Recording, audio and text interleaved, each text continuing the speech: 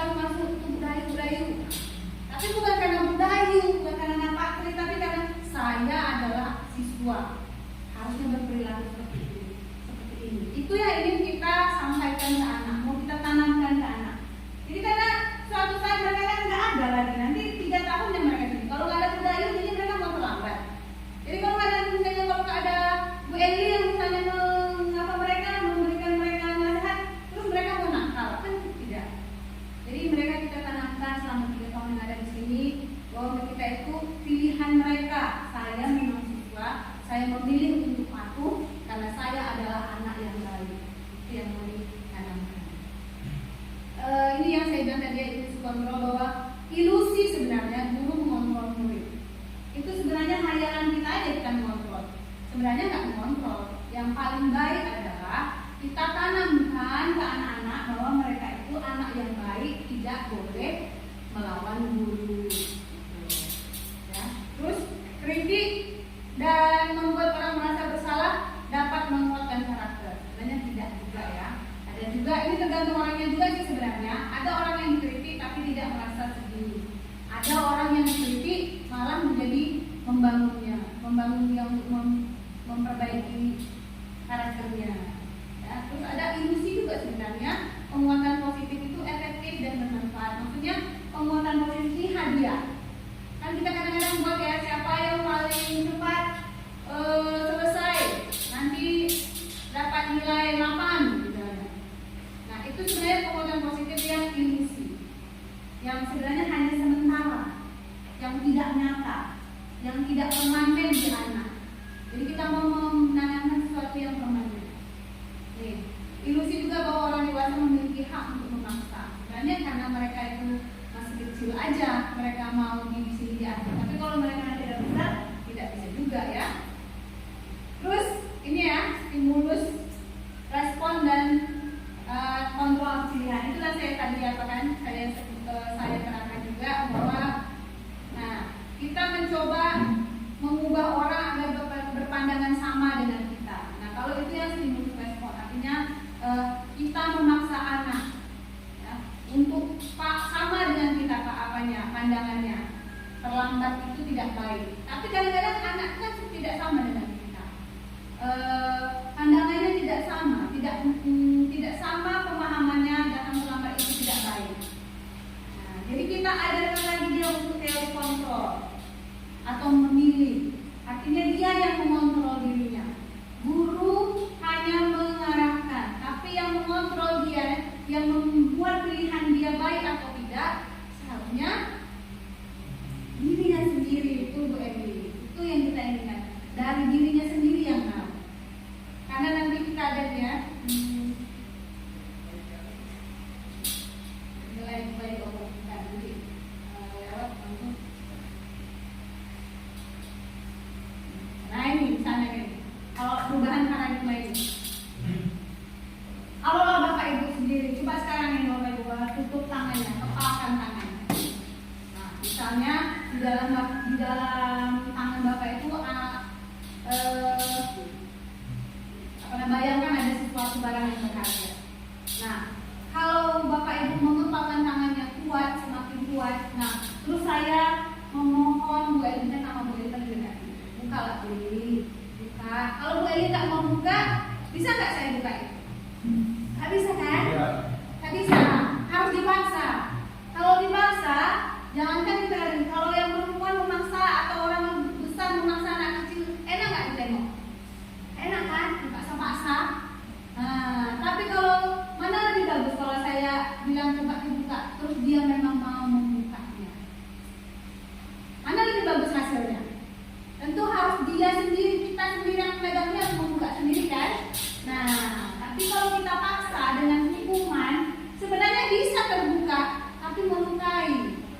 Yang memaksa melukai, yang dipaksa juga terlukai, paksa-paksa gitu kan? Ilusinya dan memang kita buka berhasil, tapi sebenarnya tidak berhasil karena kita memaksa. Karena yang paling penting, yang paling baik itu adalah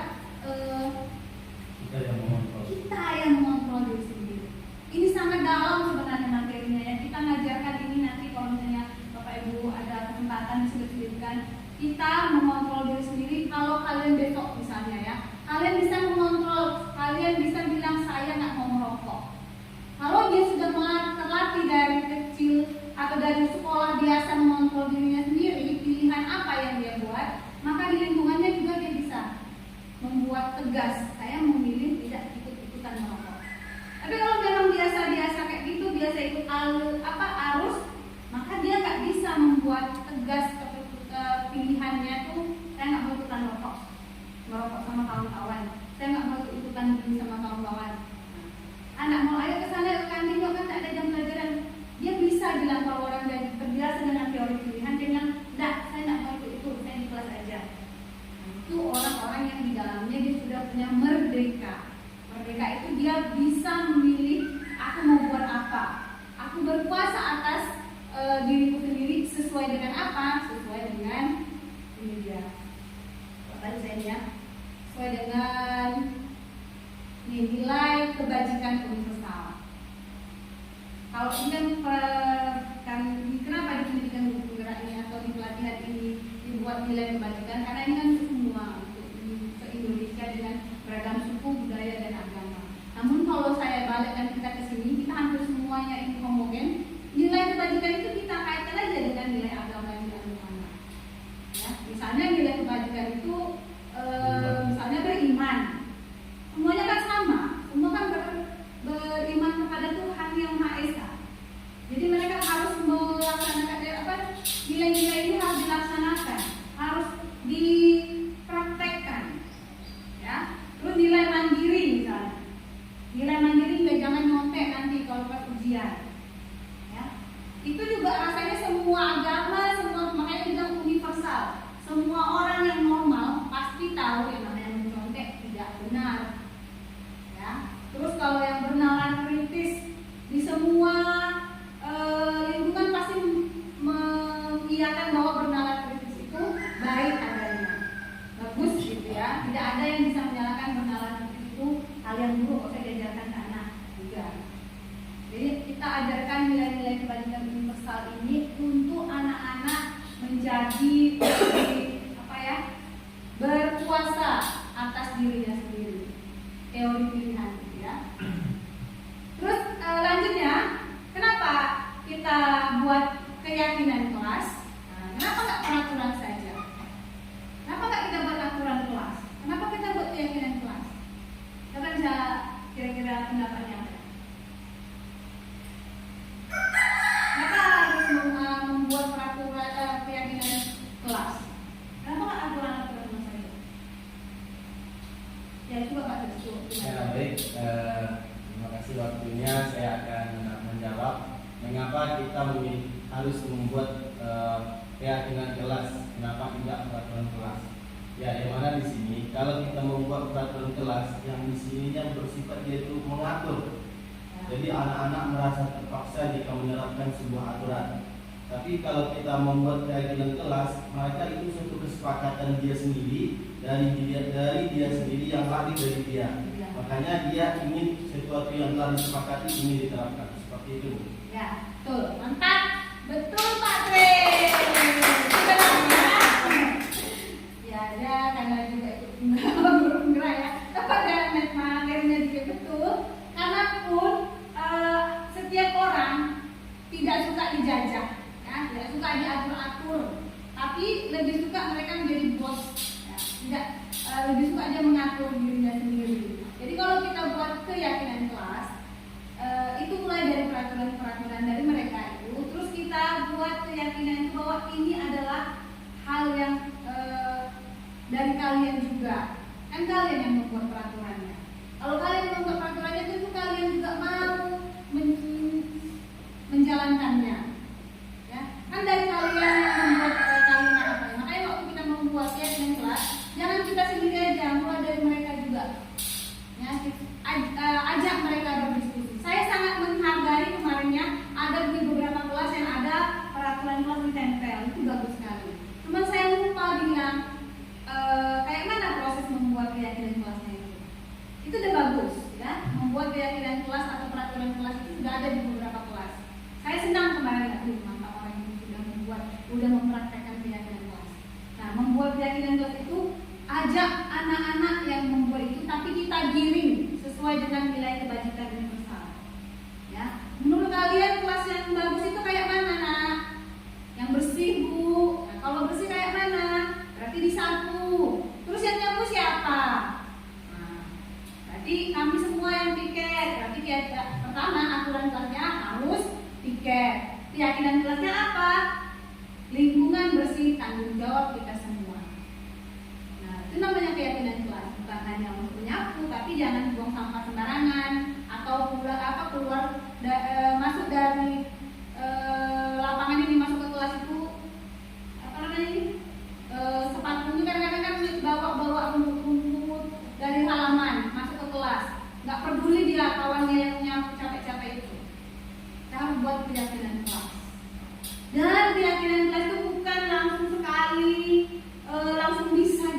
ya, kemudian kita pengalaman itu. Walaupun udah ditempel, tetap aja dibuatnya kan. Nah, itu namanya proses. Dan jangan karena visualisasi dengan kelas itu, kalau dikoyak mereka, tempel lagi, buat. Kalau rusak sama mereka, suruh buat lagi. Karena banyak orang harus dilihat dulu, sering dibaca, lama-lama tertanam dalam pikirannya. Karena kita adalah manusia ini adalah apa yang dibaca, apa yang dilihat, masuk ke dalam hati, masuk dalam pikiran, diucapkan dan dilakukan. Itulah namanya. Jadi hati-hati dengan yang kita lihat. Karena itu akan jadi suatu saat akan kita buat atau akan kita omongkan. Ya. Nah, ini pertanyaan ini mengarah kepada kenapa kita buat aturan menggunakan helm kalau pakai sepeda motor. Kenapa harus pakai helm? Supaya apa? Supaya aman. Sebenarnya melindungi kita kan. Nah, biar mungkin nggak masuk debu, kumbang atau apa namanya? Panas, ya. Kalau kumbang kalau ada skincare-nya ada ratusan kena matahari kan. Pakai mobil. Tak sanggup. Kalau yang pakai helm itu maksudnya aturannya itu supaya dibuat untuk kita aman, selamat. Ini betul-betul buat selamat ya. Saya buat kemarin dia. Nah kita sambil cerita-cerita ya Bapak Ibu ya, kan kita berbagi aja. Pertama di kelas 8 itu saya stres sekali, sangat liar anak-anak. Saya berdiri itu masih mondar-mandir, ini kayak gini. Waktu sebelum saya dapat materi ini saya stres. Saya jerit-jerit di depan, duduk, saya sendiri yang stres. Anak suka hati, walaupun mungkin Bapak Ibu pengalaman lah, kalau Bapak Ibu enggak ya. Kalau saya udah di depan kelas pun Neng, di depan dia tuh di papan tulis nih, pasti mau datang dari sini. Apalah rasanya saya ini, mereka kayak mana di mana. Lalu saya buat keyakinan kelas. Menurut kalian, coba kalian sini tuh, terus kawan-kawannya tuh mondar-mandir, enak enggak rasanya? Kayak mana apanya? Lama-lama jadi berkurang stres saya di kelas 8 yang begitu liar-liarnya. Tahu dah di Bapak Ibu guru yang lainnya, waktu saya dulu di semester lalu tuh, stres saya waktu kelas 8. Bingung saya, ngajar 36 orang SMA, tak kayak gini yang cuma berapa orang. Diam dulu, diam mendengarkan. Atau Bu Eli gimana? Bu Eli kan baik gitu. Kelas 8 gimana Bu? Ya. Kalau pengalaman saya mungkin kayak itu kan kalau misalnya keluar, mungkin apa izin atau gimana ada keluar aja. Kalau pengalaman saya tuh dalam bentuk sosmed. Jadi dia cek WA, misalnya nanya sesuatu, besok pakai baju apa Pak, misalnya gitu. Selalu saya cek Pak, besok pakai baju apa. Terus saya jawab gini, Waalaikumsalam, besok pakai baju ini. Setelah itu berikutnya ada Assalamualaikum. Betul sekali. Saya juga ingin juga buat acara kayak gini, besok-besok kita buat apa ya? Apa namanya? Persetujuan yuk ke mereka. Ada aturan di WhatsApp itu ya. Mereka tuh harus nanya. Sebelum nanya, mereka harus cek dulu diri sendiri. Kenalkan diri. Salam, betul. Kenalkan diri sendiri. Harus ada, apalagi di situ ada orang tua dia. Ada apa namanya itu? Ada guru. Itu orang-orang tua yang harus. Itu langsungnya berapa besok Pak? Itu kan? Lalu bisa kita dapatkan, bisa kita terapkan sesuai dengan visi yang kita sepakati semalam. Ya. Itu 5S. Oh, 5S itu tuh. Ya. Apa tuh? Salam, Sapa. Senyum dulu Nah, Pak. senyum, sapa, salam, sopan, santun. Itu termasuk santun ya, Bu. Ya kan? Santun kan kalau berbahasa kan santun di situ kan. Ngomong itu kalau WhatsApp nak ya, di situ disebutkan salam dulu. Assalamualaikum, saya Anu kelas Anu. Izin bertanya ini. Walaupun itu menunjukkan bahwa mereka itu orang yang terdidik, berpendidikan, sopan dan santun. Itulah bedanya dia dengan orang pasar sana ngomongnya. Itulah bedanya mereka orang-orang yang terdidik. Betul Pak. Terus itu kita punya itu apa namanya ngajar dengan praktek langsung. Apa namanya? Langsung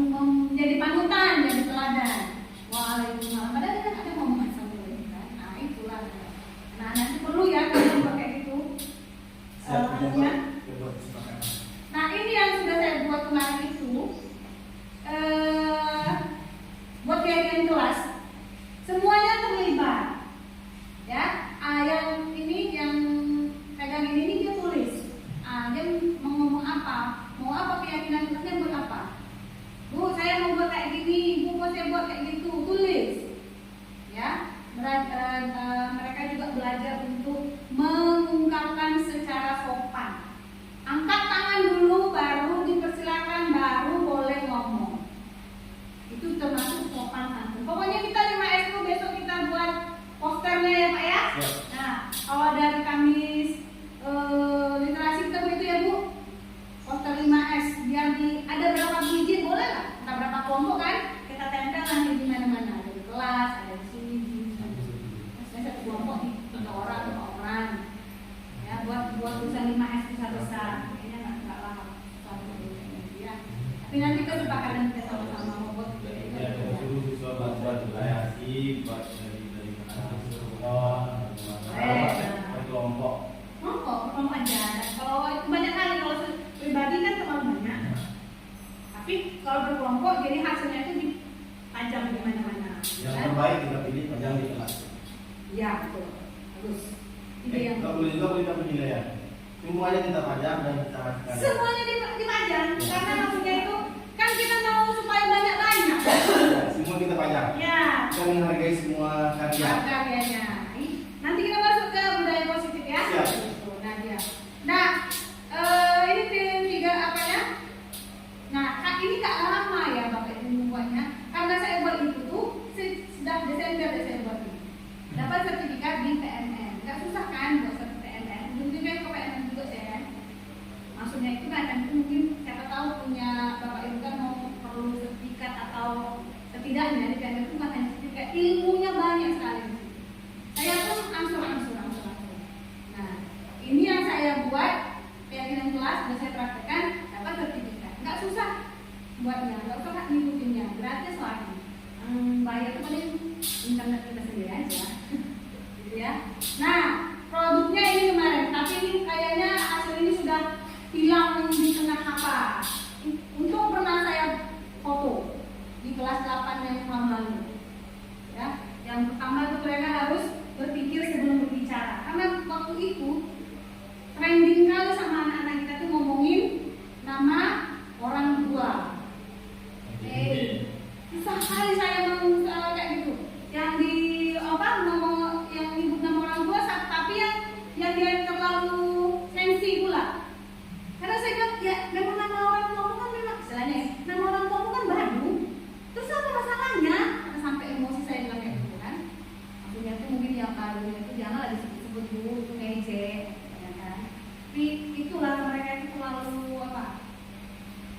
Sensi lah menurut saya ya, terlalu sensi dan hal-hal yang nggak penting pun dibicarakan sama orang tua. Terus menjaga kebersihan kelas. Nah, mereka itu kemarin kan tiketnya kayak mana lah, sering asal kita masuk kotor, papan tulis masih belum dibersihkan. Itu kebiasaan-kebiasaan yang harusnya sudah paham sejak SD. Papan tulis harus sudah bersih, lantai sudah harus bersih harusnya ya. Terus ini mengangkat tangan jika ingin menyampaikan sesuatu. Itu kan sopan santun. Kalau di kelas kita itu saya lihat tidak. Suka aja menyeletuk bahasa saya itu menyeletuk kalau kita ngomong. Nyeletuk gitu kan, langsung jawab. Itu nggak sopan menurut saya, nggak sopan.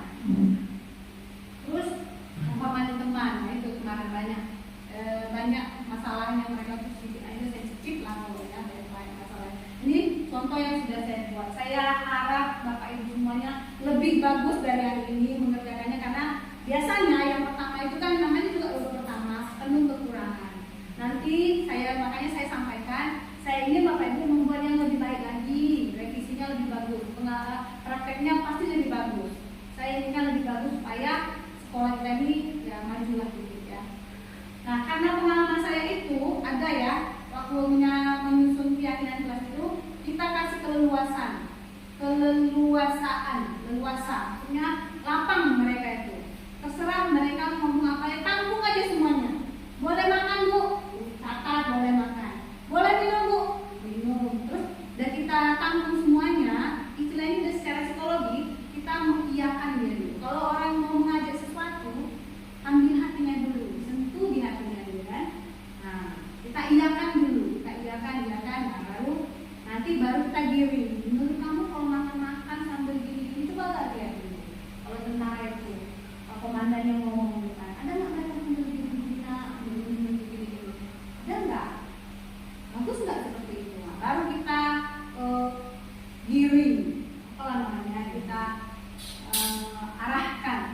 nilai-nilai kebajikan. Kalau menurut saya, saran saya ya, giring ke nilai-nilai agama, karena agama lah satu-satunya aturan yang gak akan habis dimakan waktu, dan itulah satu-satunya yang paling pegangan yang paling pokok. Jadi nilai agama aja, ya. Terus ya kita tuntun murid pada nilai kebajikan atau nilai agama yang berkaitan. Kita tuntun dengan pertanyaan-pertanyaan. Terus kita visualisasikan. Nah, jadi keyakinan batu jangan dari ruang udah selesai sudah, tapi tidak ada tempelannya. Harus ada barang jadinya. Tulis tangan pun tidak apa-apa. Yang penting mereka itu satu hal, misalnya 3 jam di sekolah, nggak mungkin sekali pun tidak melihat yang di papan di dindingnya itu, nggak mungkin. Terus ditempel di tempat yang mereka bisa lihat. Ya. Sekali mereka di sana ya, itu semakin lambat laun tertanam dalam pikirannya. Sering dibaca, sering dilihatnya, sering didengarnya, maka tertanam dalam hatinya. Oke, Pak Rusman itu masih jalan? Jalan. Oke, lanjut. Banyak gitu ya. Ice breaking dulu kita ya, kayaknya udah setengah jalan kayaknya, setengah jalan tuh kita mau balap karung. Nih ya, balap karung kan? Kalau nggak mungkin tidak sini balap karung, pakai rok semua. Terus siapa yang menang? Siapa yang paling duluan kita kasih pertanyaan ya? Mau nggak? Atau kasih responnya, umpan balik setelah bilang itu menurut Bapak Ibu apa? Bagus nggak? Atau Ibu nggak bisa dibuat tuh Bu? Atau bagusnya kayak gini nggak Bu? Oke ya? Oke. Ini namanya sudah saya anuin. Ya, sudah saya tulis namanya.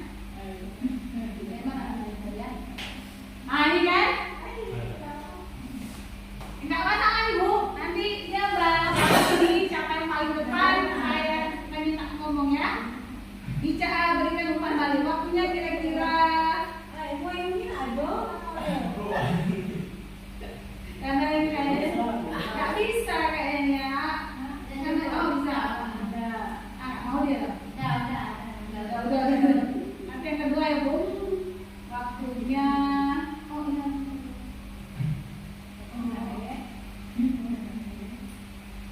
Harus pakai premium ini yang gratisan nih ya.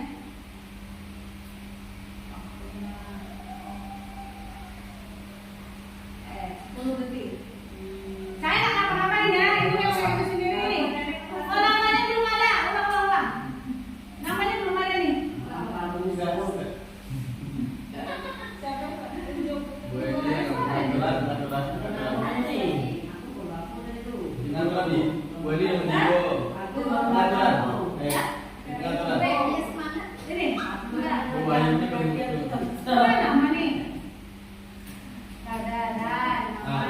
Ini loh waktunya nih. Emak kok jadi aturan lain sinyal ya? Ini biasanya waktunya nih bisa di-set. Bukan. Ini beda. Aduh, tinggal sendiri. Di luar satu menit aja lah ya. Gini. 9 menit itu banyak kali, lama kali.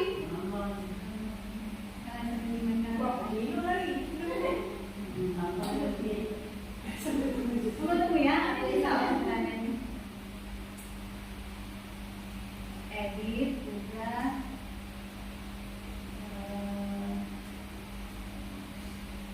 Mana dia kemarin itu? Ini sini.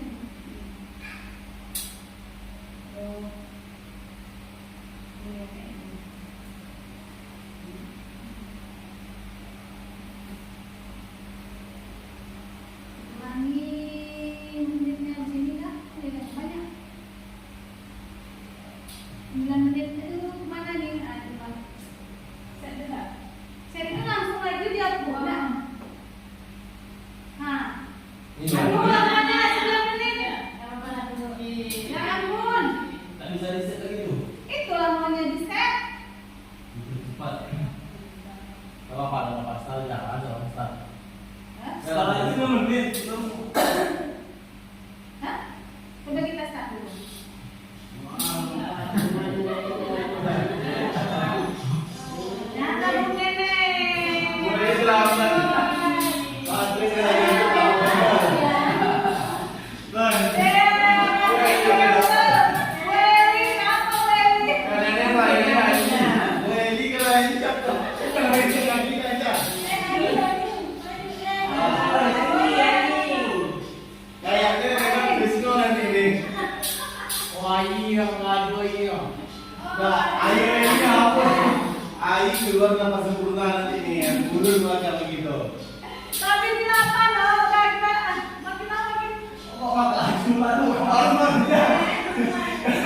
Ini udah panas ke sini lah.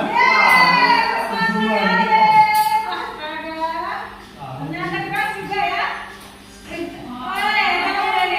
Pikir. Kita panas ke sini lah.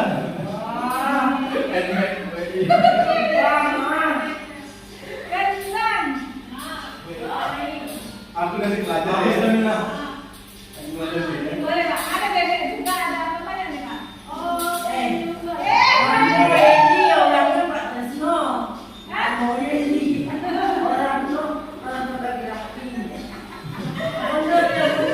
Memang laju ini. ternyata bebek adalah nenek ya. Oke. Ai itu bilang kan. Ai apa yang terlalu nyebut dengan Dan 7 menit lagi. nah, ditunjuk lagi nih boleh. Baik, kita berhentikan ya. Kita 2 menit lagi. Kita nggak lihat ini sampai 2 menit lagi ya. Berarti menit ke 5 5. ya, menit 5 ya. Kita lihat yang menit ke 5. Lihat 5:00 nanti. Ai makin lama makin lemas. Ai makin lama makin lemas kan. Dah. dipaksa dulu tadi itu. Minyak itu soalnya Pak. Dia makin lama. Boleh kan ya? Stabil. Kontan. Ya, Wow, ini sudah.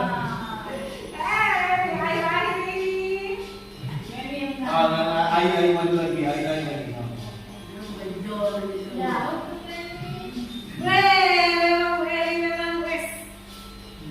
Lima ya, mungkin lima ya. Oke. Boleh sampai Oh, ngomong. minyak kembali itu dulu. Pertama deh, pertama deh. Sampai antara Welly dan Ai. Sampai 5:00 ya. 46 detik lagi. Jadi pas 5:00 nanti Melayu lagi tuh. Coba Melayu. Pergantian berarti dia. Ya, 30 menit lagi. 30 menit lagi. 30 detik. 30 menit lagi. Gimana itu? Minyak lama nih. Kayu. Siangnya malah beneran kayak gini Bu Eli. Semangat. Ya. Oke, 20 detik lagi.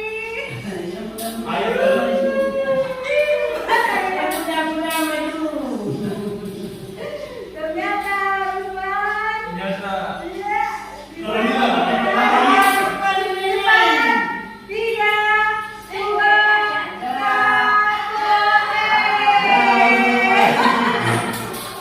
Makin lama juga tuh. Ruslan ya. Oke. Keren itu. Hah? Siapa nih kira-kira? Nenek. Kalau itu yang lari kepala itu. Ya, kalau itu Masuk ke garis finish ya. Bu Eli tak tegak mulutnya. Ternyata dan yang paling lambat adalah Kamu lebih kecil daripada terbelakang. Itu salah. Kalau sepan tadi dia ambil kan. Mantul. Itulah Pak Ruslan. Kasihlah umpan balik atau respon. Baik, terima kasih dulu atas pertanyaannya dari dunia kalian semua.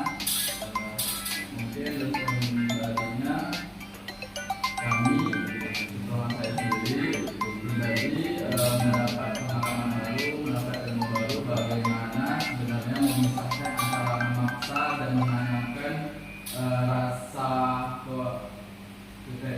kedisiplinan dan lain tanggung jawab itu kepada siswa sehingga kami bisa juga menentukan memilah-milah oh ini memaksa kemudian ini yang namanya menanamkan rasa tanggung jawab itu kepada siswa.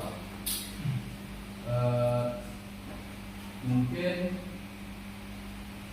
ada beberapa hal yang terkadang keadaan-keadaan itu harus dilakukan harus dilakukan kepada siswa, karena menurut saya keadaan tersebut dengan metode yang pertama kemudian tidak bisa, metode kedua tidak bisa, tetapi rasanya ada kegiatan yang seharusnya tidak, namun jika dilakukan itu maka siswa akan berbuat. Contohnya ya seperti tadi,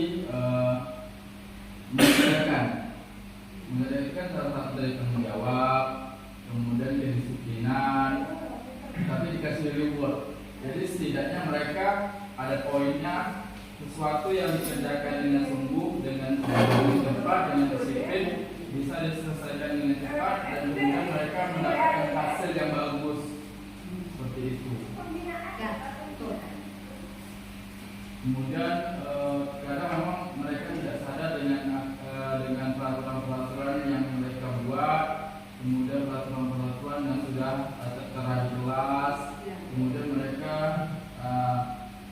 nama yang seperti tadi yang bullying atau yang perundungan, mungkin di zaman saya juga seperti itu. Tapi kan mereka namanya siswa masih SMP, menerimanya beda dengan kita yang sudah dewasa. Saya sadar ketika saya sekolah juga saya seperti itu. Malahan kalau bisa dicari nama neneknya, nama kakeknya, orang tuanya lengkap, keluarganya semua kalau bisa dicari, begitu. Jadi semua lengkapnya dicari. Di saat itu masih tidak bisa terima. Sebenarnya itu faktor alam, kondisi anaknya seperti itu.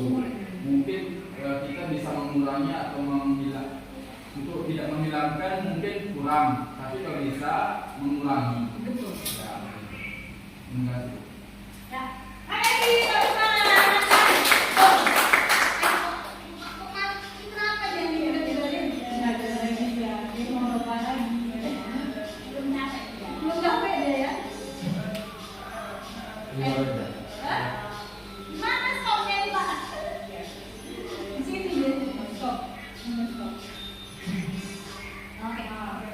betul ya yang kayak Pak Usman bilang, memang di umurnya memang seperti itu. Anak kandung saya pun kayak gitu. Pernah ya saya kasih pengalaman juga, saya memang dimarah di rumah, saya bukan marah, saya nasihati. Dia saya bonceng ke warung yang jual apa lagi kan, yang toko Cina gitu.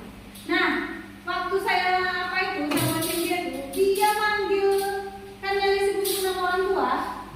Dia manggil kawannya, tapi nama orang tua pas di situ ada orang tuanya. Dia nengok, ya katanya kan, tengok gak saya bonceng dia nggak mungkin, aduh membuat betul-betul malu saya waktu itu. Kan saya yang jadi malu kan, enak aja anak umur SMP ngomong nama, dia manggil nama kawannya, tapi nama orang tuanya. Ya memang kayak gitu kan Mbak, memang dia umurnya memang seperti itu mungkin, terus memang alamnya seperti itu. Dan memang Pak Usman kita tidak bisa menghapus semua langsung hilang, tidak bisa memang. Karena ya seperti itu kayak kita bilang tadi, yang mulai dari awal tadi itu, kalau nggak dari dia sendiri, kita ini nggak ada gunanya, nggak ada apanya, nggak ada usahanya, itu nggak berhasil. Dan bukan juga berarti kita nggak bisa ngapa-ngapain, ya bisa kok, ada yang bisa kita buat. Itulah tadi kita tanamkan. Jangan menyerahkan itu ke guru agama saja, guru PKN saja. Semua pendidik menanamkan nilai-nilai kebajikan untuk sekali. Ya. Oke, ada lagi Bapak Ibu pengalaman yang lainnya enggak? Ada yang mau disampaikan? Ya. Pak yang masalah mengenai orang tua juga ya. Kadang ada kejadian sebelumnya sama saya itu. Sebelumnya terima kasih atas waktunya Bu. Saya berbagi pengalaman ya. Ya, kemarin saya masuk di kelas 7 ya. Padahal saya itu hanya memanggil nama di absen kan. Sepertinya kayak Novitalia. Nah, Novitalia. Saya panggil Novitalia. Pak, jangan panggil Novitalia Pak, Novi aja. Kenapa? Karena namanya Pak Elia gitu. Jadi dari segi absen saja dia udah merasa kayak memanggil orang tuanya tidak bisa gitu. Jadi makanya biasanya sama kawan-kawannya itu sebagai bahan bully yang bullying gitu ya. Jadi mungkin kebiasaan bagi dia dari panggilan absen ini terasa gitu. Iya. Jadi mungkin seperti yang Pak Luna tadi, untuk menghilangkan itu memang nggak begitu rumit, tapi mengurangi itu bertahap-tahap lah, gitu kan. Karena kita ada untuk mengasihkan arahan kepada anak-anak apa untung ruginya di kejadian seperti itu, gitu kan. Iya. Sedangkan kita ada ya, sebagai pendidik ini yang memberilah masukan kepada anak-anak. Ya. Makasih Pak Ais. Mantap. Betul. Tadi saya ambil juga kata kuncinya memang ya, kita ajarkan mereka untuk ruginya ngomong itu apa nah. Terus memang iya dari absen saya juga ya. Ini kan kita anak kita kan tidak banyak. Kalau waktu saya dulu ngajar yang kelas agak banyak, saya tanya memang namanya panjang, kamu mau dipanggil namanya apa? Panggilan kamu apa? Kadang-kadang kan ada beda-beda kan? Nama panggilan dengan nama yang tertulis. Karena ada kalau kita psikologinya, kalau kita memanggil orang dengan nama kesayangannya, dia akan membuka dirinya ke kita. Tapi kalau kita aja manggil dia dengan nama yang dia nggak suka, ada sedikit dalam alam bawah sadarnya dia menutup dirinya ke kita. Nanti apapun yang kita omong ditangkisnya gitu. Nah, Bahkan dia menghindar kalau iya, menghindar dia dari jangan. karena dia merasa ilfil begitu. Iya, ya nggak boleh sama Pak tuh. Ini. Karena kita tuh mau memanggil gitu. Dia- Kalau saya pun dulu tahu, mau Italia ya. Iya, saya pun udah teman-teman di rumah. Ada nama orang tua di dalam anak, di dalam anak Dan di akhir nama tuh kayak marga. Iya. Sama kayak Bu Susi kan nama orang tua dibawa sampai ke nama dia kan? Bukan nama dia. Nah itu enggak. Tapi kalau saya orang Batak, ya dipanggil nama marga yang memang kan beda budaya kan. Namanya seharusnya memang mau dipanggil marganya. Tapi memang kalau panggil bapak, nama bapak ke saya itu marga. Itu bukan apa bahan bullying yang apa namanya menarik ya. Nah itu tidak baik gitu. Nah, Sama anak-anak sangat menarik gitu. Sangat menarik karena mereka sangat sensitif. Ya Pak Chris? Terima kasih waktu dan kesempatan yang diberikan oleh Bolot. Ya, akhirnya di sini saya tertarik tentang teori kontrol yang dikemukakan oleh Dr. William Glass, yang mana beliau mengatakan ketika kita mengontrol ilusi mengontrol anak itu, ya, ketika kita melakukan mengontrol anak dalam berbuat salah untuk menegurnya, sebenarnya apa yang kita lakukan itu kalau anak itu tidak membuka dirinya itu tidak akan efektif.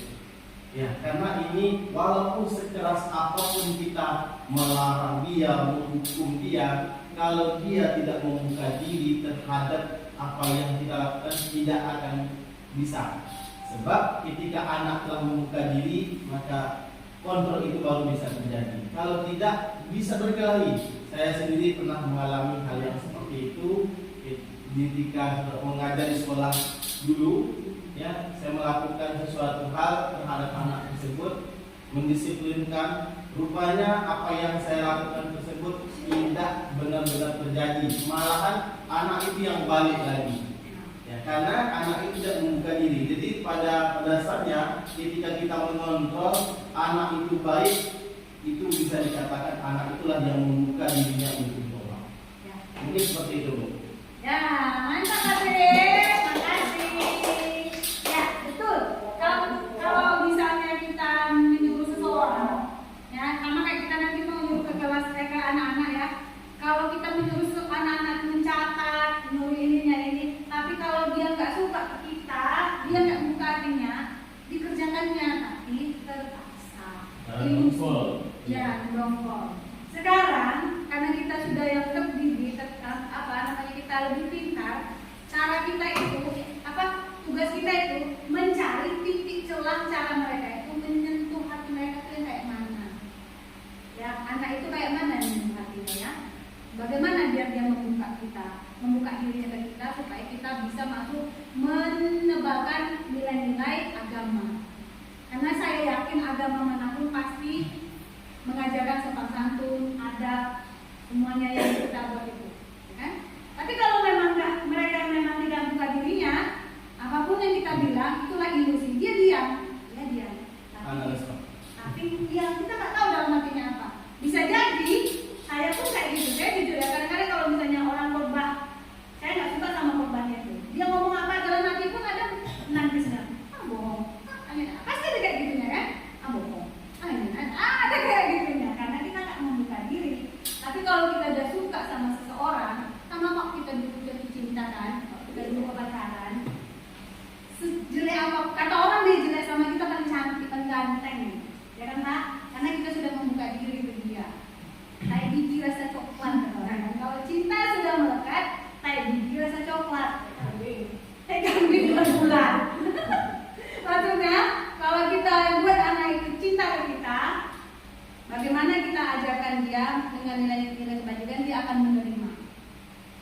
kalau kita nggak membukakan dia, membukakan hatinya, bagaimana kita keras, kita paksa, kayak bilang tuh, mungkin dia mau, dia patuh, tapi itu hanya ilusi.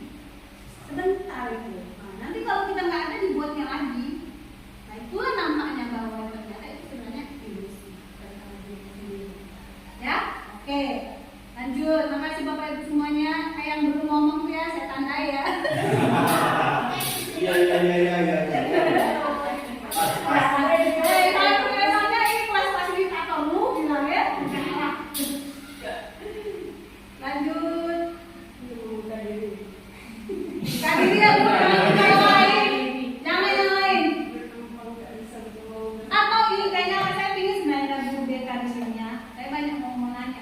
Gimana caranya kita ngambil hati anak kalau kita menyuruh mereka mencatat?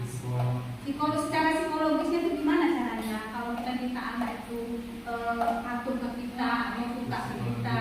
Karena saya guru bahasa Inggris sedikitnya materi kayak gitu psikologi. Masa nyari lain. Nah, kalau kita menyuruh mereka melakukan sesuatu, sebenarnya jangan sampai itu kesannya menyuruh, tapi karena dia mau. Nah, gimana triknya? Gimana caranya? Gimana caranya? Yang bilangnya itu memberikan tuntutan kepada anak gitu. Memberikan Tapi Memberi kita reward sebagai- itu nggak? Nah, Sentuh hatinya. tapi kita sebagai pendidik belum diri kita juga bisa menjadi yang terbaik itu tuh. Nah, salah satu caranya Bu, itu kita sebagai role model harus berbuat terlebih dahulu. Ya, kitanya dulu. Karena Tapi saya sudah catat, suruh udah penuh papan tulis. Saya minta catat yang saya lingkari aja nggak mau. Nah, itu susah. nah itu nggak boleh. Gimana tuh? Saya menjual, kalau saya tulis kan 2 bagi 2 papan tulis kan, penuh dah. Nyuruh mereka rumusnya aja tuh, ngucap mereka. Mana saya emosi memang. Sama apa? Ngucap dari suruh nyata gitu aja. Saya 2 halaman, 2 papan ini nggak ada. Saya marah nak, lu. Yang jelas saya nggak tahu nampak ibu ini nyata ini. Mungkin Bu, mungkin pada saat itu murid belum membuka dirinya untuk dikontrol.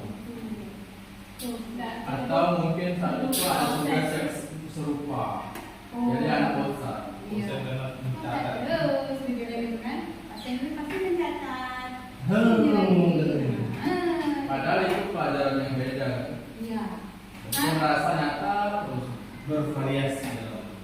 Nah, ini harusnya jangan mencatat terus Pak ya. Mulai dari saya ganti-ganti yang lain dan Nanti betul Pak Rusman, saya ini juga orang terlalu banyak mimpi. Sadar saya keinginan saya itu kita tuh kadang-kadang yang berapa pelajaran ngumpul. Kayak kemarin saya udah nanya sama Pak El, prakarya buat apa? Biar sama dengan saya. Maksudnya satu yang mereka kerjakan, tapi semua pelajaran ada di situ. Misalnya dia buat layangan, saya dia teks prosedur. Suruh mereka buat teks layangan itu dalam bahasa Inggris. Terus nanti misalnya ada lagi bahasa matematika, mungkin dipaskan waktunya pas belajar apa itu. Karena itu mengukur luas apa namanya luas bahan datar mungkin ya. Dipaskan. Maunya ada kayak gitu kolaborasi ya. Ya biar anak nggak kayak Pak Arun bilang tadi itu, karena sering kayak gini nih. Anak tuh terlalu ngetik, penjas PR-nya ini, seni budaya PR-nya ini, matematika PR-nya ini, bahasa Inggris udah lagi. Padahal sebenarnya kalau kita guru-guru mau mengalah, kita yang membuat kan aku ini duluan baru nanti kesini lagi. Karena pas dia materinya itu, saya ingin kayak gitu. Berkolaborasi. Kolaborasi, tidak pun semua, nggak semua, tapi beberapa pelajaran kan mengurangi beban anak. Karena yang punya anak nanti pasti merasa kasihannya kalau PR-nya membludak, dia stres, kita stres, banyak guru juga stres. Kenapa ada buat tugasnya ini? Karena sebenarnya ada caranya. Kita sama-sama guru lah yang mengalah, kita atur-atur kayak sana kan. Apalagi kalau dari guru merdeka ini satu fase yang dari SMP, wah mudah kan, buat aja yang materi kelas 9 kita naik yang kelas 8 boleh. Kalau memang misalnya pas dia pas lagi buat itu, saya mau buat ini materinya ini sama-samakan biar anak gak terlalu susah. Ya, semoga bisa. Nah lanjut ya, kita ke sini. Nah itu lagi ya, yang paling intinya juga ya. Motivasi tadi juga ya, hukuman, penghargaan, restitusi. Nah sebenarnya, ya kita tadi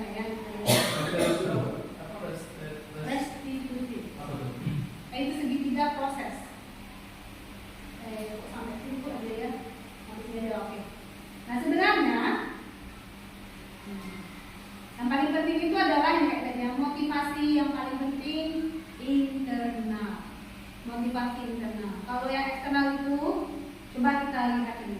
Kemarin saya ada buat di slide yang kedua, gitu ya. Sampai belakang, aku lihat ya.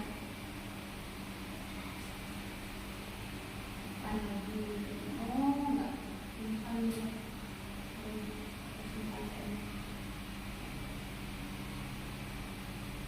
Artinya merdeka kayak tadi ya, kata impian Ki Hajar Dewantara ini, kakek kita ini, kakek pendidikan, atuknya pendidikan kan KHD, walaupun banyak yang lainnya. Dia bilang merdeka itu tidak hanya terlepas dari perintah, tapi cakap buat memerintah diri sendiri. Kayak saya bilang, dia bisa, anak yang merdeka itu kayak gini, dia bisa bilang, aku tidak mau itu, aku tidak mau merokok, atau dia bisa bilang ke diri sendiri, aku harus datang tepat waktu karena aku adalah orang yang menghargai waktu. Itulah orang merdeka, bukan seenak-enaknya. Karena nggak pun saya mau ngomong kalau balik-balik ke agama atau kemana ya, walaupun kita nggak ada agama, banyak agama yang di dunia lain itu tidak ada agama, tapi mereka tetap beradab gitu, tertata. Karena apa? Karena kita manusia ini ciptaan Tuhan. Ada bagian Tuhan dalam setiap manusia walaupun dia tidak agamanya sama. Manusia pasti tahu tidak boleh membunuh. Tanpa yang tidak punya agama pun ada nilainya, kan? Itulah maksudnya itu dia bisa teori di KHD ini, manusia itu bisa menentukan dirinya sendiri. Itulah yang merdeka. Bukan merdeka berarti suka-suka hatinya aja, pakai baju sekolah, pakai sepatu di sini, bukan itu artinya merdeka. Tapi merdeka itu mereka matang, mereka bisa memikirkan, patut tidak aku ngomong kayak gitu di hidupku ya, sopan tidak aku ngomong kayak gitu di WA sama ibu ya. Itu orang yang merdeka, kata Pak KHD. Kita setuju nggak kayak gitu? Ya. Setuju. Jadi bukan kita bilang merdeka tuh anak-anak dia suka hati-hatinya ya, bukan. Merdeka bukan kebablasan ya. Nah inilah namanya didukung oleh penghargaan. Ini sedikit masih susah kita melepaskan ini ya, paradigma namanya yang sudah tertanam dalam setiap diri bahwa penghargaan dan hukuman itu tetap ada. Kalau saya pribadi ya, bukan dalam materi ini juga, saya setuju di sini. Di satu sisi juga saya tidak terlalu setuju. Tapi di sini dikasih apanya, jalan keluarnya. Bukan berarti nggak boleh menghukum, bukan berarti nggak boleh menghargai, nggak boleh nggak kasih penghargaan, boleh. Hukuman ada, tapi bukan hukuman, konsekuensi. Kalau kita bilang nggak ada hukuman, salah. Menurut saya pribadi, Tuhan yang Maha Esa punya surga dan neraka. Itu kan hukuman dan penghargaan atas yang kita lakukan kan. Tapi kan dia punya cara yang lain kan. Maksudnya itu dia punya kesempatan mau menentukan kamu mau kemana. Dan yang mau membuat kamu surga atau neraka bukan Tuhan. Dia sendiri kan. Nah gitu. Kita juga bisa buat gitu di keyakinan kelas. Konsekuensinya apa kalau nanti tidak kayak gini? Nah, tapi bukan dihukum, tapi sudah ada cara-caranya. Hukuman itu paling ujung lah. Sama kayak kalau kita kan hidup berpuluh tahun, ujungnya adalah surga atau neraka. Itu kan paling ujung. Tapi masih ada proses yang di depan yang harus dijalankan. Kan tidak ada Tuhan atau agama lain yang langsung ciptakan orang manusia kalau langsung neraka, kalau surga, neraka tidak ada kan? Dia manusia itu diciptakan ujungnya kan kita sendiri yang menentukan. Agama manapun kita sendiri yang menentukan. Terus penghargaan tidak efektif katanya, memang betul. Karena banyak di sini contoh-contohnya kalau jalan di sini banyak sekali ada. Ini sudah dibuktikan, kalimat penghargaan tidak efektif sudah dibuktikan dengan penelitian bla bla bla banyak di sini katanya ya. Karena penghargaan itu membuat mereka itu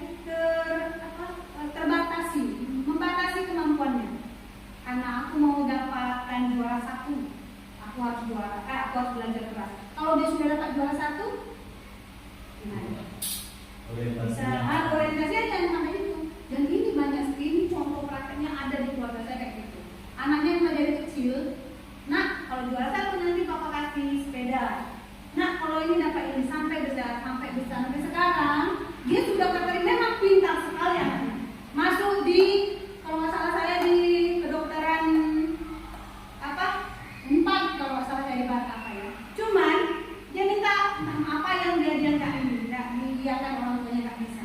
Terus dia berhentikan bilang apa itu, jadi nakal senakal-nakalnya, jadi geng motor dia di sana, nggak kuliah. Nah itu penghargaan itu menghilangkan jati dirinya apa? Karena dia mau membuat sesuatu, karena dia mau mencari sesuatu imbalan, bukan karena dirinya sendiri. Iya, jadi kalau ada nanti apa, ada angin badai yang nggak sesuai dengan dirinya sendiri, langsung dia down, langsung dia ini. Kalau yang di Jepang langsung bunuh diri, misalnya oh hebat, supaya dia nggak hebat, langsung mereka ya apa kamikaze, nah langsung dia kok bunuh diri, bahwa dia nggak menerima, aku nggak bisa kayak gitu. Tapi dia harus dirinya sendiri, menghargai dirinya sendiri. Dari hati nurani. Dari hati nuraninya sendiri, itu Pak Ayu. Setuju.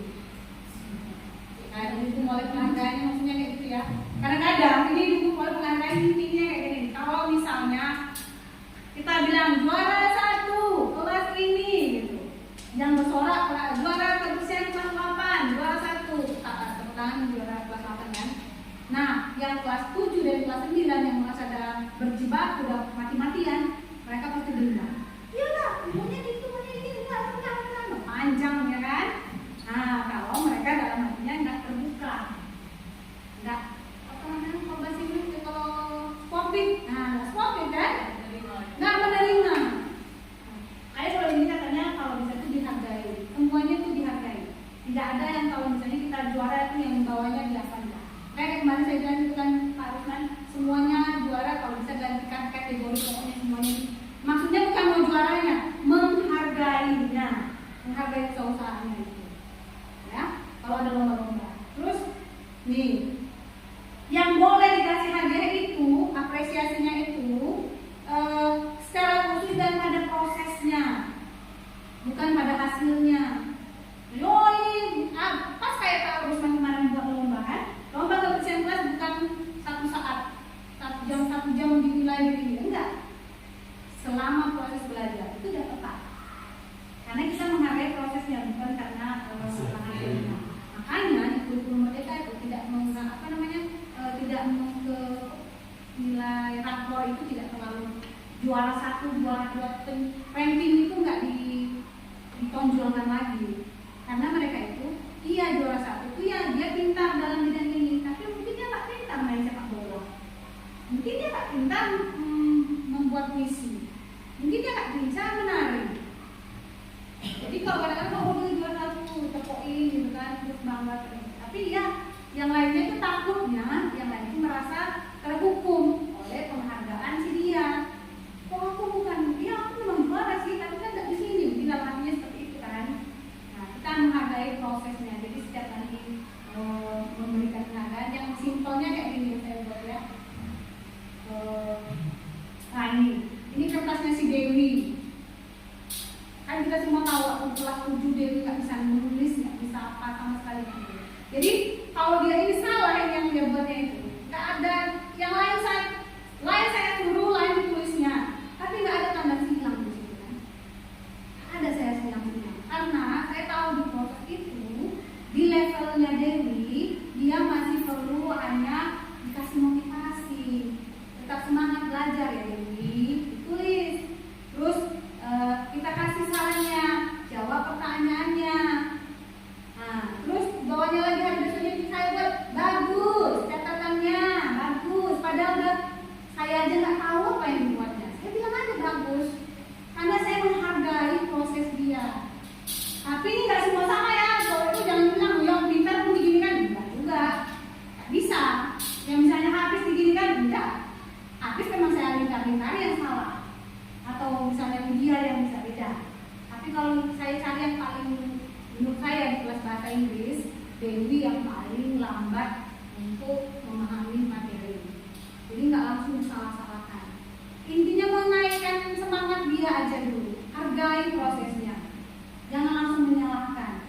Cobalah kita menjadi Dewi, apa rasanya kalau begitu? Tapi kalau saya jadi Dewi, saya ke sekolah tuh gosok gigi dulu, mandi dulu. Kadang-kadang ya Pak. Nggak ada Pak? Nggak ada. Saya sebenarnya mau bukan saya aja yang ngomong, ya kalau lain-lain lagi ada nggak? kalau sekarang nih ada nih yang modelnya cat, yang rewardnya tidak. Oh, iya iya. Biar kita capek kan? Iya. Ada ya. Kalau kita malah bisa mas. Iya, tapi hitam putih. Tidak. Warna. Hah, warna? Cat Stempel kan? Yang diisi otomatis. Stempel. Iya. Ya, itu positif. Itu budaya positif. Kan nggak mau anu kan? Karena saya pernah merasa ya, waktu saya SD terpukul sekali rasanya kalau ada angka bulat bodoh Nol besar. besar. Angka Boleh. merah. Kategorinya boleh aja. Iya. Bodoh. Besar di burung. Dapat bodoh. Balik boleh. Sedih kan? Sedih kan? Saya pun sedih, saya pernah kayak gitu. Walaupun 100 tapi kecil lagi dong. Oh, ditunjuk-tunjukkan. Tapi kalau udah saya koyak, ini ketahuan sama orang tua.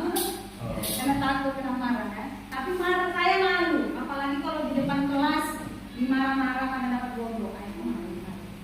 Intinya ya, kalau misalnya anak-anak itu prosesnya, misalnya dia Pak Ai kalau misalnya olahraga, mereka nggak bisa misalnya rolling atau apa, jangan ditawakan, jangan diapa. Saya yakin nggak gitu ya. Tapi sama dengan saya bahasa Inggris, setiap guru mereka membaca yang lain ketawa, saya nggak akan ketawa, walaupun saya udah terlatih untuk menahan ketawa.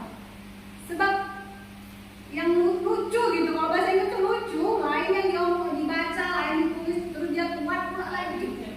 Ada salah pula lagi gitu kan, tapi jangan kita ketawakan. Nah, berapa lah? Ya kayak gitu. Padahal sebenarnya saya mau ketawa kuat gitu sebenarnya, tapi ya lanjut. Nah, oke. Yang respon Dewi ya? Ini Yang mulai dua. kata ini bahasa Inggris, emang bukunya penuh. Bisa dia menulis? Oh. Bisa, karena waktu kelas 7 ini Anda, saya nggak pertama kali. Sesuai dengan yang tulisan itu. Kalau Dewi bisa dengan dia mengulang tulisan kembali. Iya, tapi dia tak paham yang dia tulis. Dia menuliskan kembali pertanyaan itu. Oh gitu. Kenapa Pak? Tapi soal itu saling lebih. Iya, dia Namanya kita berbiasa plus IQ, tadi. Ambil tadi. Oke. lanjut ya. Jadi kata aduh. Ya sama ya, kalau di bahasa Inggris juga kayak gitu. Iya, betul. Dia bisa nulis, tapi kalau kita bilang apa yang ditulis, ditanya nggak bisa. Dia nggak paham. Ya begitulah. Itulah levelnya. Tapi saya bilang ini nggak sama dengan yang lain-lainnya. Ya, berarti anak itu memiliki bakat tersendiri sesuai dengan kemampuan sendiri. Berarti kalau ketika dia lemah di bidang ini, mana tahu nanti di bidang lain seperti menari, kesenian, dia bagus. Ya. Kemudian apa lagi man? Tapi kalau Dewinya Siap, kayak apa dia rajin, jadi nurut, dia nurut ya. Ya. Rajin ya, memang rajin. Kalau gotong royong paling rajin. Iya. Kemarin waktu saya kelasnya waktu kelas 1 ya, 7. Nah, dia inisiatif membawakan dan membeli sendiri. Dewi, iya. Ya, nama jangan disebut. Nama jangan disebut. Mau privasi mereka, nggak dipublikasikan sih saya. Iya. Saya izin mau beli keset Pak, untuk apa? Itu yang dikeluarkan Pak tentang itu. Nanti uang saya Pak, uang saya Pak. Murah. Walaupun dia dalam kognitifnya mungkin kurang ya, tapi pedulinya kan. Sosialnya itu bisa jadi besok-besok dia jadi di masyarakat itu orang yang apa namanya dermawan. Mama caleg jadi. Sebuah laki budaya. Maksudnya Kalau semuanya itu jadikan bahan apa payah juga semuanya ada dapurnya, ada awal macam rumah Italia tadi. Tapi itu tergantung diri kita masing-masing. Boleh kopi kebijakan. iya. Tak bisa kalau ada gitu kan? Itu kan jadinya kan? Makanya Kalau orang tersinggung semua kan orang kan. makanya sama dengan kayak kita yang apa itu berpikir kritis. Kita tanyain dengan kita ajarkan berpikir kritis. Misalnya gini kan, kalau kamu pun jawab kalau dibully, bukan membuli nama misalnya gitu kan. Asal ngomong orang itu dia sakit hati dirinya, dia harus kita ajarkan melatih mereka itu tidak langsung merespon. Nanti ada tuh kalau di materi Pak itu ada berpikir lambat, berpikir cepat. Tidak langsung merespon apapun yang orang bilang ke kita. Ya, jangan langsung apa kita ya setidaknya Saya kita latih. termasuk orang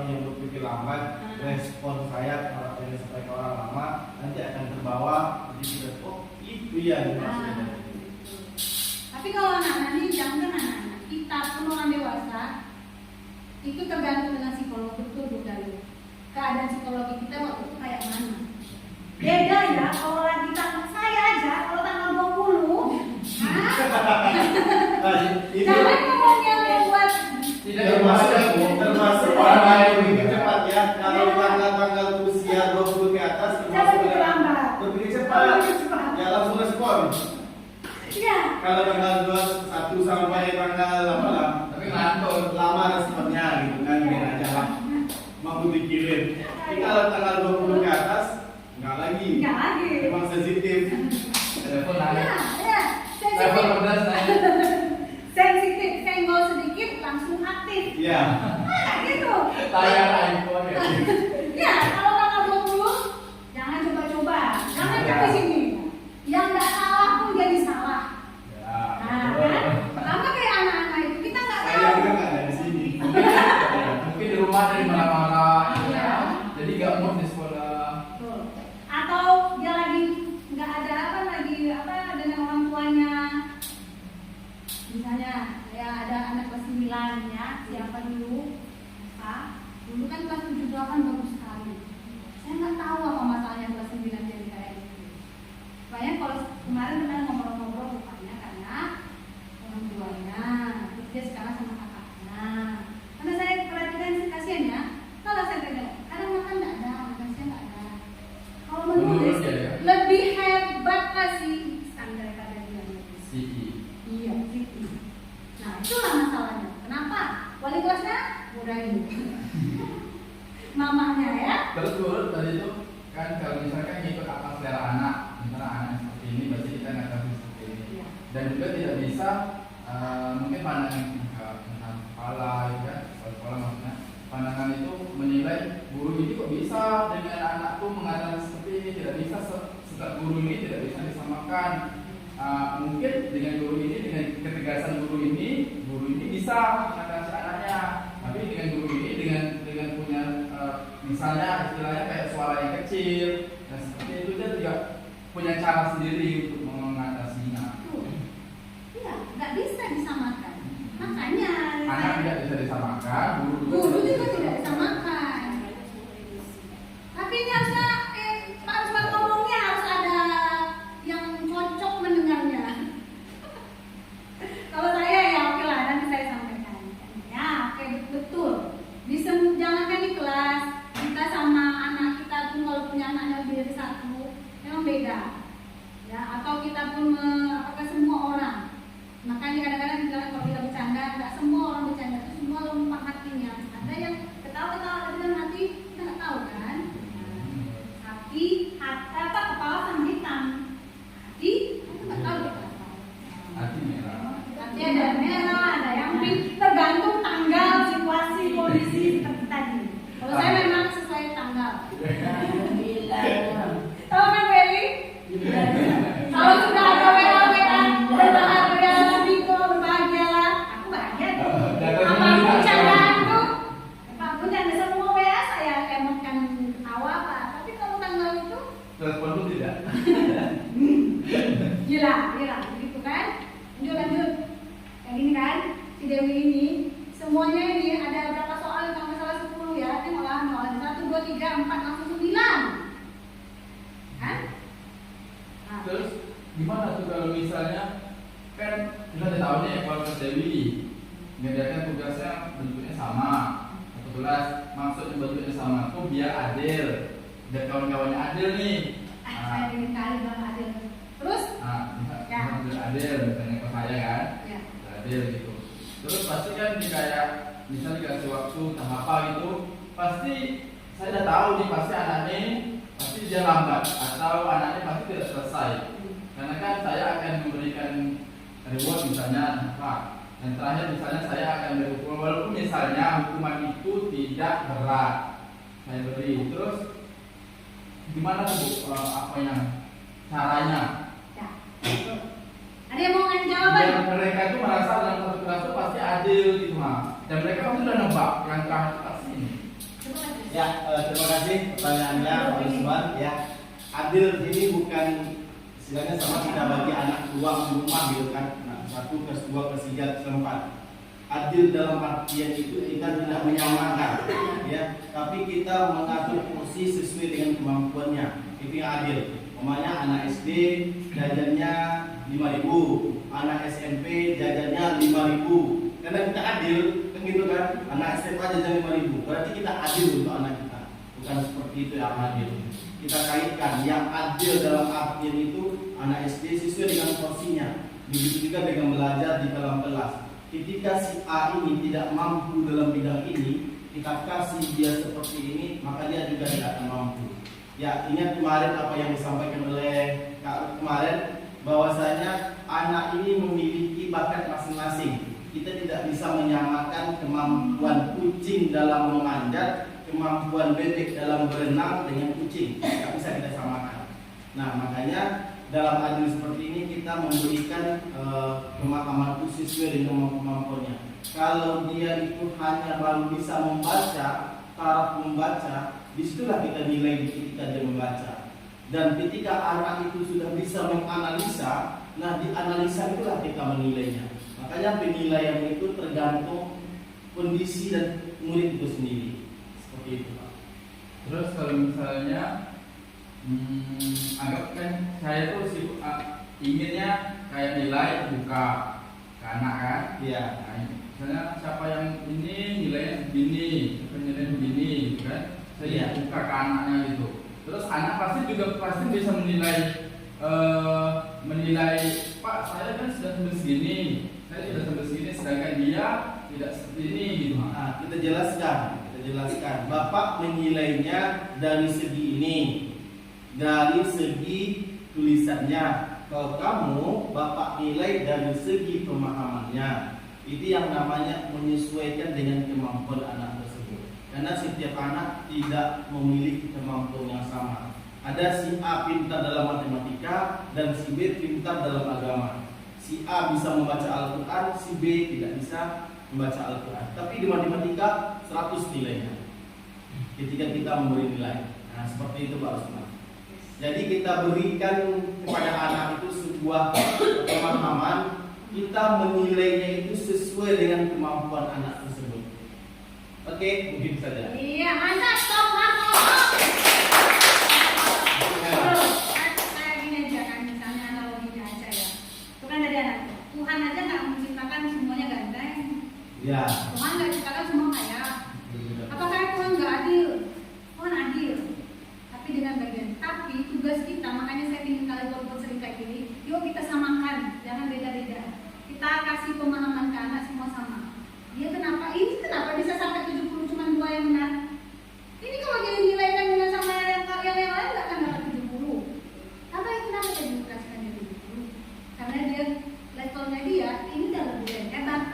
Nilai menulis sedikit banyaknya dan tahu dia harus yang mana yang harus dilingkari, kan dilingkari juga. Memahami yang dia perintah terus dia menulis itu lebih dari bagus untuk kelas. Nah, berarti nilai 70 tidak sama dengan yang paling juara 1, nggak sama. Seperti itu ya, kita buat pemahaman semua sama-sama. Kasih ke pemahaman ke anak-anak semuanya ya, bahwa keadilan itu nggak semua standarnya harus keadilan itu namanya klasikal. Sekelas sama semuanya ini katanya benar 2 dapat 20, bisa 10 soal, itu klasikal namanya. Ada lagi penilaian apa lupa saya, tapi ya kayak gitu berdasarkan apa mereka bukannya klasikal ya, yang masing-masing ya sesuai dengan kriterianya ya. Oke, sip, lanjut. Ini contohnya punya siapa ini, lanjut kita tadi ya, restitusi ini namanya proses. Saya ingin kalian buat ini ke anak awal kelas dan siswa juga bantu. Ada namanya restitusi itu suatu proses atau cara metode ya, dengan segitiga kan ada 3 langkahnya. Yang pertama menstabilkan identitas, yang kedua validasi tindakan yang salah, yang ketiga menanyakan keyakinan. Ini bukan agamamu apa bukan, maksudnya kan mereka sudah tahu kan bahwa memukul itu tidak baik. Tahu kamu nggak memukul itu baik? Itu menanyakan keyakinan. Kalau dia nggak tahu ya kita kasih tahu. Mukul itu nggak baik nak, karena di dalam hadis begini. Mukul itu nggak baik nak, karena begini. Mungkin kelas SMP nggak tahu, tapi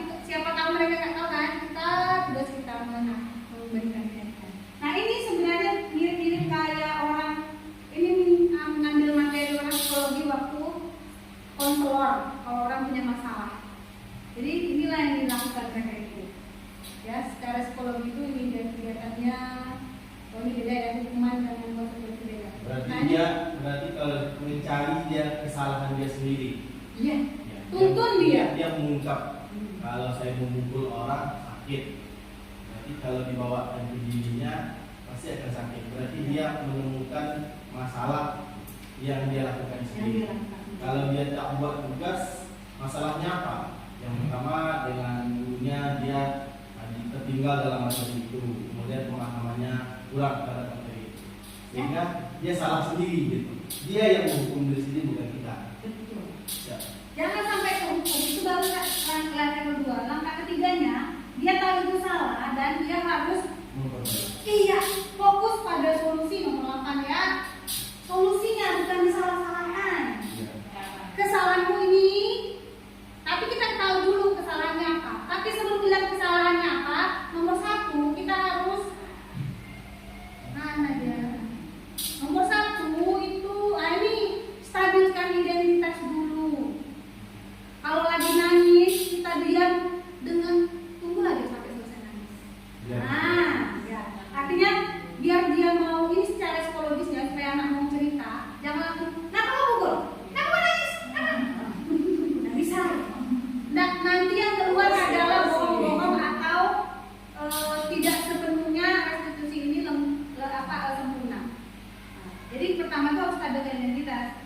Kita buka, kita terima, dia terluka, kita terima dia terluka. Padahal maknanya kamu yang salah, tapi ya memang sedih, udah lah dia memang sedih gitu kan. Ya terus dia mengambil itu. Kalau dia yang misalnya pelaku kan, dia yang mukul, ibu pun pernah mukul anak. Caranya dia itu menganggap kita itu orang yang bisa diajak ngomong. Tapi kalau kita langsung gitu nggak mau, itu langsung kedua namanya langsung kebutuhannya apa? Nah, itu nggak bisa. Yang pertama itu stabilkan identitas, artinya buka dia tuh caranya supaya dia menganggap kita adalah orang yang di pihak dia. Ya, yang guru ini adalah satu sekutu dengan dia, satu frekuensi dengan dia. Kalau dia nangis, biarkan dia nangis. Dia bisa ceritakan hari Biar dia terbuka. Jadi kita tahu dia maksudnya apa. Dia maksudnya dia kebutuhannya apa. Sebenarnya Bapak Ibu, kembali lagi ke sini, teman-teman saya lihat, semua yang mereka lakukan itu adalah pemenuhan dari ini. Iya. Inilah yang mereka cari. Kalau mereka kayak tadi membuli, dia ingin ingin diterima. Berarti dia ingin dapat rasa kasih sayang, ya kan? Nah, ya. Kalau orang menindas pun, misalnya bos kita menindas, dia juga sebenarnya dia nakal tuh menindas kita karena dia nggak ada rasa penguasaan. Dia belum ada kebutuhan dia untuk menguasai sesuatu itu nggak ada. Betul. Nah itu semua manusia kayak gitu ya, manusia itu alasannya ini. Nah makanya kita harus paham bahwa setelah ada identitas kita ini, setelah stabil identitasnya dia cerita, barulah kita tahu oh dia perlunya kebebasan, oh dia maunya kesenangan. Ini anak saya suka misalnya suka ada anak SD kan tarik-tarik rambut, dia senang nengok itu karena dia ingin kesenangan. Carilah game yang buat dia happy. Selesai jangan narik-narik ya. Nah gitu kan maksudnya. Nanti lagi dia. Yang paling pertama sih memang bertahan hidup ya, itu paling dasar. Yang kedua kasih sayang dan rasa diterima. Nah kalau orang yang nakal, contohnya yang tadi saya sebutkan itu yang kelas 9 itu, kebutuhan kenapa dia berkurang performanya dalam belajar, karena saya pikir kasih sayangnya dia nggak punya, karena dia nggak ada yang memberikan. Biasanya kita diberikan kasih sayang dari mama kan, emak. Ya. Dan kalau yang punya anak laki-laki ya, yang punya saya kasih sedikit aman. Dia harus dekat dengan ibunya. Maka dia suka membeli orang. Tapi kalau anak laki-laki yang baik dekat dengan ibunya, dia punya rasa kasih sayang. Karena laki-laki kan keras, distabilkan dengan kasih sayang ibu, lunak, lembut. Kalau punya anak perempuan, dekatkanlah dia dengan bapaknya, supaya dia besok dia nggak murahan kan tahu dia. Oh dia nggak pernah dia kan mau aja langsung dikasih segelas teh gelas mau dulu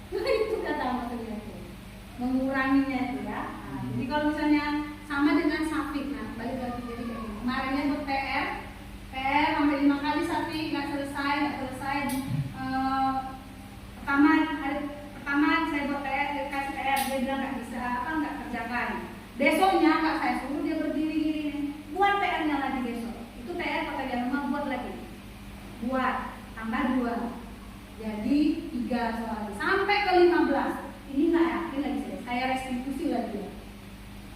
Si ini, si sakit ini. Saya pernah main dia ya kan? Dan ternyata hasil. Tapi satu ya, kuncinya apa ya? Kalau yang namanya ini restitusi ini bukan film jarak sekali makan langsung pluk selesai. Tapi berapa kali direstitusi? Sampai 3 kali. Diajak ngomong, diajak cerita, tapi jangan langsung dukung. Jadi restitusi jangan pikir sekali buat segitiga proses restitusi dia langsung berubah, enggak. Karena ya pengaruh sama dengan kayak kita. Kita misalnya konselor, mungkin saat itu kita lagi nggak enak, lagi nggak suka, lagi nggak mood. Waktu itu yang pertama dia lagi sibuk-sibuk, kalau dia mau pulang, apa lagi jawabnya? Kayak gitu ya. Jadi bukan sekali, oh dia nakal langsung gini langsung berubah, tidak. Tapi setidaknya kita tahu bagaimana memperlakukan anak yang melakukan kesalahan. Sebenarnya dia bukan salah, tapi dia mau memenuhi kebutuhan dasarnya sebagai manusia. Sip, Bapak Ibu, sepertinya itu aja hari ini. Ada yang mau ditanyakan atau yang mau di? Ini nanti saya kasih ya di WA ya. Siap. Ya, bisa Bu. Ya, oke. Ini cara-caranya, langkah-langkah restitusinya. Karena kita juga belum belajar ngajar juga kan. Mau saya ngajar. Bapak Ibu, ada yang mau disampaikan lagi? Tidak ada? Oke. Kalaupun ada nanti disimpan dulu, kita bisa diskusi di ruang majelis guru. Terima kasih banyak atas perhatiannya, terima kasih banyak atas waktunya, dan semua yang kita bicarakan ini pasti ada kekurangan, kesalahan dari saya mohon maaf. Satu hanya niat saya untuk memperbaiki pendidikan di sekolah kita ini. Terima kasih atas perhatiannya, sampai jumpa. Sampai memang mau lagi ya gitu. Terima kasih ya atas semua yang Bapak Ibu berikan waktu dan kesempatannya. Saya tutup pagi hari ini dengan ucapan selamat pagi dan sampai jumpa. Selamat pagi semuanya. Ilusi. Tutup ya, jangan buka. Oke. Man, close. Oh iya.